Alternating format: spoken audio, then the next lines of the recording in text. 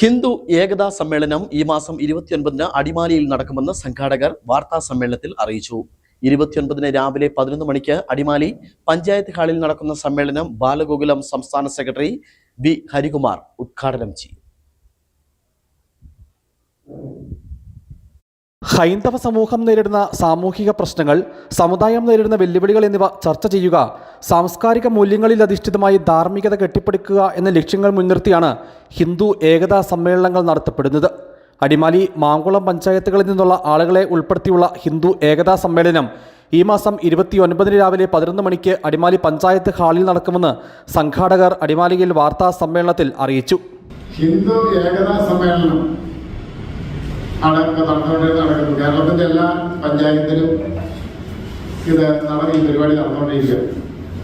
ഹൈന്ദവ ജനവിഭാഗങ്ങളുടെ ഒരു കൂട്ടായ്മയാണ്, ഹിന്ദുക്കളുടെ ഒരു കൂട്ടായ്മയാണ്. ഹിന്ദുക്കളെ പല തട്ടിലായിട്ട് പല കഷ്ണങ്ങളായിട്ടാണ് കിടക്കുന്നത്. അതെല്ലാം കൂടെ ഒന്ന് ഒരുമിപ്പിക്കാൻ ഒരു സാഹചര്യം ഉണ്ടാക്കാനാണ് ഈ നോക്കുന്നത്. അതിപ്പോൾ ഇവിടെ മാത്രമല്ല, രാജ്യത്ത് എല്ലായിടത്തും ഈ ഒരു ഹിന്ദു ഏകതാ സമ്മേളനം നടന്നുകൊണ്ടിരിക്കുകയാണ്. ഈ ഹൈന്ദവ സമൂഹം നേരിടുന്ന സാമൂഹിക പ്രശ്നങ്ങൾ എന്നൊരു പരിഹാരം കാണുന്നതിനും ഹിന്ദു സമൂഹം നേരിടുന്ന വെല്ലുവിളികളെ അതിജീവിക്കുന്നതിനും ഒക്കെ വേണ്ടിയിട്ടാണ് ഈ ഹിന്ദു ഏകതാ സമ്മേളനം. കർഷകോത്തമ അവാർഡ് ജേതാവ് ഡോക്ടർ CM ഗോപി ചെറുകുന്നേൽ സമ്മേളനത്തിൽ അധ്യക്ഷത വഹിക്കും.